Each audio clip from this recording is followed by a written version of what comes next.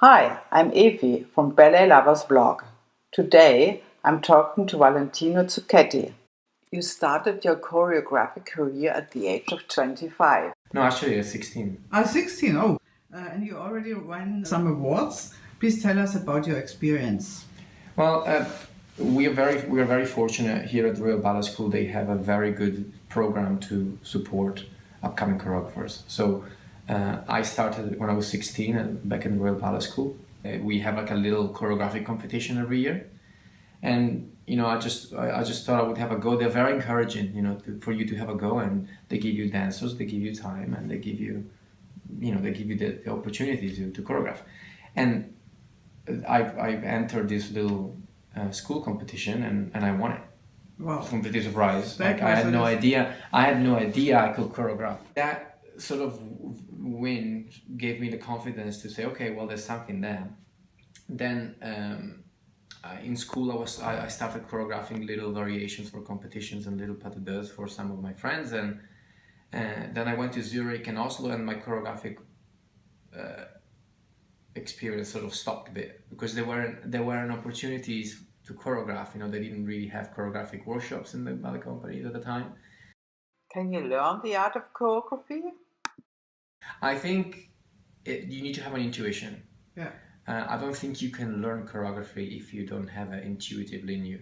It can be very if you're trying so hard to choreograph and you're not a choreographer, it can be a very, very hard process, and it can be very not very fruitful. It's almost like there has to be like a natural inclination, whether it's like a response in music or just like you're creating out of your own movement. Like there has to be like a natural predisposition for it. But you can only find out whether you have it or not by trying. I think. And learning a little bit. Well, you learn by trying. Okay. Like even in school, they didn't teach us to choreograph. They give you guidelines, but it's more about they giving you the space, and sometimes they give you a commission. Whatever you can say, it can't be longer than 5 minutes. And for example, sometimes they have subject. It can be like it has to be about elements. So you can make a choreography about water, fire, air, and it's a very broad brush, sort of guidelines, and then you just create, and I think it's almost like if you want to choreograph, it's naturally you will be naturally interested in it, or even if you're not confident, but at least you know that I want to make something that there has to be almost like a natural desire. Desire and urge. If you're not a choreographer and they keep pushing you to be a choreographer, you'll never succeed. Okay. Because it doesn't work like that. Not everybody can be a choreographer. Yeah. Not everybody wants to be a choreographer. Yeah. So in my case, I just always knew there was something that the seed of interest was when my friend was preparing for this choreographic competition, and she's asked me, "Oh, could you come and have a look at my choreo and tell me what you think?" And when I went to see her choreo, I saw so many mistakes, and I was like, "Well, that doesn't work. The music and the choreography doesn't work together." And I was like, "Well, obviously, if I know there is something wrong there, then I'll just try and make my own." That was kind of the very, very first seed. And then I started to make this on my own, and then once I won, I was like, "Oh, okay, then." Maybe I needed other people to let me know that there was something there. But then, so I started in school when I was 16, and I've had these sort of 3 years away where I didn't choreograph very much. But then when I came back to the Royal Ballet Company, we have a annual choreographic workshop that's called Royal Ballet Draftworks. And it's either on our second stage or on our third stage, which is called the floor studio upstairs. So every year I had the opportunity to make a piece, and this piece would be open to the audience, and people will come and watch, and then they will commission you stuff. That's kind of how I started. My very, very first choreography here was a pas de trois, which I made for my friends, and it was very well received, and that ended up being performed by the Royal Ballet School on the Royal Opera House stage. Oh, wow, wow. 2 years after that. That was a huge success then. That was like at the beginning. So again, it's one of those things you need a space, you need time and dancers. You just have to make things, and then things will slowly unravel. So throughout these years, like for the past 8 years, I've been obviously choreographing regularly for the workshop here. Actually, every year you did it? Every year. Wow. For the past 2011 was my first one. So this is the past 8 years now. I've done my latest one was in October. I do the choreographic workshop here, and I very much use the workshop as like a personal assignment. So I try not, obviously not every year I would make the same things or the same styles. So every year I would challenge myself. Some year I would use a big group. Some year I would be very classical. Another year was all men choreography. This year was my first year that I made like a pas de deux with 2 girls, which I've never done before. I saw that that was shown at the Royal Yes, at the Ballet Royal Day. Ballet That was Day, yeah. awesome. I loved it so much. Yeah. Thank you. Yeah. That was sort of, and again, that was it was the first time I choreographed for 2 girls, and it was one of the first times that I've explored slightly different style. I've always been quite classical or neoclassical choreography, and I've started to explore different language, and also in these past few years, I've choreographed for this, and I've been approached by a small ballet company that I choreograph for regularly, which is called New English Ballet Theatre here in London. It's a seasonal. What was the name? New English Ballet Theatre. Okay. It's a seasonal company that opens for like 4 or 5 months a year, and they perform around England.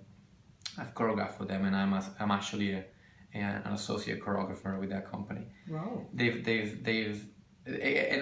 thing is that I'm doing this all on my free time, because obviously I am a very busy full-time member of the company here at the Royal Ballet, so I don't have a huge amount of time to choreograph.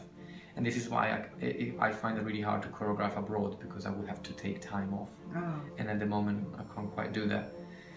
So I've been choreographing for the workshops here. I'm choreograph regularly for this ballet company. And then the past 3 years, I've started to choreograph for films. Again, I've been approached by people and For films, for dance films. Dance films. I've started off with short films, and they're dance short films which are then presented to film festivals around the world. And in the past, they've been really well received. And again, so this is another thing. Like, I've never really thought about choreographing for films or movies before. And then when I started, I realized, well, actually, there is something there. People like it, people appreciate it. At the moment, they've been quite close, because the way it works with these movies is that you make them and then you have the festival cycle, which can take a year. Yeah. So a movie, these short films gets presented in every film festival possibly imaginable. And sometimes we get rewarded, sometimes we get audience awards, or You just got an award. recently we had the Congratulations Utah Dance Festival. We won Best Choreography and Best Cinematography. for the piece. Say it again.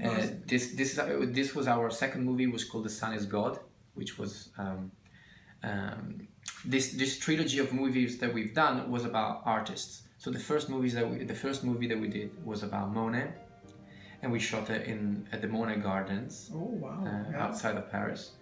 The second movie, The Sun Is God, was about J.W. Turner, which is a British painter. Yeah. We shot it at Petworth House, which is where most of his paintings are shown. This beautiful palace, about an hour from London. And the theme of that was the First World War. Oh.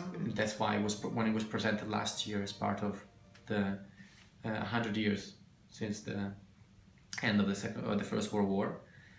And this new one, which we've recently finished, and it will start the cycle again.